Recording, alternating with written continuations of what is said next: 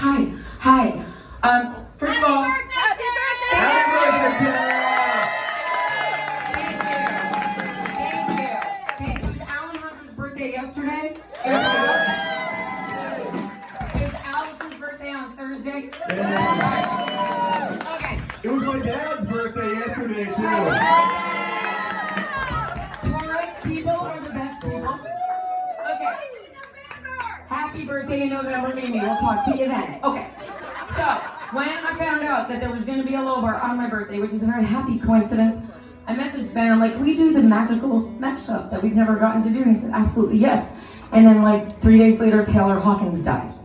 And I did not have the same sort of exuberance to tell the story, but I still wanted to tell it because it matters why these songs fit together so perfectly, like you just heard. I'll try to tell this as quickly as possible so we can get back to singing. Okay. 2 bullet points you have to know, or a couple of bullet points. Foo Fighters are my band. They have always been my band since 1995. Things amped up later in 2001 when I was a registered member of their post board and they did a special show at the Troubadour in Los Angeles, and I won a spot there, like 300 other people. And it was my first time ever seeing the Foo Fighters. And I flew down to LA and I was hanging out with my friends. It was great. And everybody knew it was my first Foo Fighters show. So I was right in the front, and there's no barrier. And you know how girls go to concerts and they're like, oh my God, Lisa, her totally looked at me. So, oh my God, the lead singer totally looked at me. But then he goes, I know who you are. And I was like, what? I wasn't famous, I wasn't on the radio, I was a mother of a 2-year-old who's now 23 and right over there. And so I was like, what, why, how, who, no, what? And I met him after the show and I'm like, but how?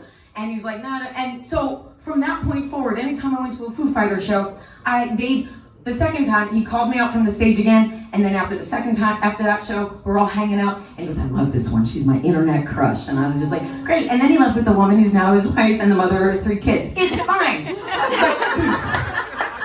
But this is the story about the third time we met, and they always say the third time is the charm, and the third time we met was not a Foo Fighters show. Does anyone remember when Dave Grohl was drumming with Queens of the Stone Age? Yes. Okay, sure. So we played on an album called Songs for the Deaf, and then there was a rumor that Foo Fighters were going to break up, and Dave Grohl was only going to be in Queens of the Stone Age. They announced a tour, they were coming to Portland, they played the Old Bodies. Anyone remember the Old Bodies? Before they expanded it even. And so, yes, this is 20 years ago, this is 2002. So, back in the day, those days, I used to go to the sound checks too, because you learn the band shows up and you get in early on. There were no other Foo Fighter fans hanging out there. Dave invited me inside to watch the sound check, and then it was the world's shortest sound check ever. And you can check this through history if anybody wants to check details. The bass player for the Queens of the Stone Age, Nick Oliveri, the bald guy with the Van Dyke, left his girlfriend in Idaho before they came to Portland, and was freaking out about getting there. It was the fastest sound check I had ever seen. So right after, Dave comes over to me and goes, let's go sit down. And all I was thinking about is the people from the Foo Fighters board who had messaged me and said, ask David, the Foo Fighters are breaking up. And I was like, I'm not going to do that, because I didn't want to make him mad at me. So we sit down, and I go, well, you look like you're having a great time. He goes, I'm having the fucking time of my life. And I said, well, you must be super excited for Coachella, because both bands are supposed to play Coachella. And he goes, well, are you going? And I'm like, well, no, I don't camp. And he goes, well, you might want to go, because I'm only looking forward to playing with one of my bands. And I was like, no, Dave, no. He goes, yeah, we all fucking hate each other. No one's talking to each other. We don't even want to rehearse. And I'm like, well, what are you going to do? And he goes, well, we'll probably just get up there and play a bunch of fucking shitty covers and call it. He's like, so you better show up. And I'm like, all right, well, if you're going to make me get on a plane, you're going to make me camp, you better play a cover of my favorite song ever. He goes, absolutely, I'll play you any song you want. And this is before I even had this tattoo. He goes, what's your favorite song? I said, Heroes by David Bowie. And he goes, I'll never cover that song. Like he was waiting for me to say it. And I said, Dave, I can hear it in my head. And the Wallflowers did that terrible cover. It's like they woke up Jacob Dylan at 2 in the morning. And he's like, And when I met Rami Jaffe from the Wallflowers years later, he's like, yeah, that's basically what happened, and I'm so sorry. And then Dave said, I can't cover that song. I was on the same Godzilla soundtrack with Puff Daddy, and I'm friends with Rami and the Wallflowers. I can't cover that song ever, and I'm sorry. And I was like, all right, well, if you're going to make me get on a plane, and you're going to make me camp, but you're not going to play my favorite song ever, you need to write me a song that's just as good. And he goes, just as good as Heroes. And he goes, okay, I'll do that. And like 5 minutes later, he's like, I'm gonna go back to the hotel. Go back to the hotel and chill. It's great. If you watch the documentary Back and Forth, he talks about writing the song Times Like These in a hotel room in Portland. A few months later, I'm listening to the radio. I'm like, is that a cover of Heroes?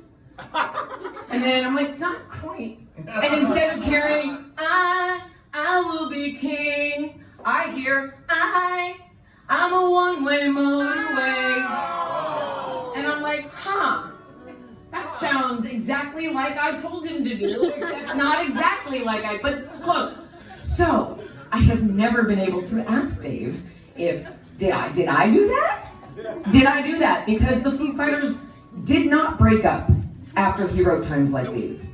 The Foo Fighters stayed together for another 20 years. The Foo Fighters, I can't claim that it's because of me, because I've not had it verified.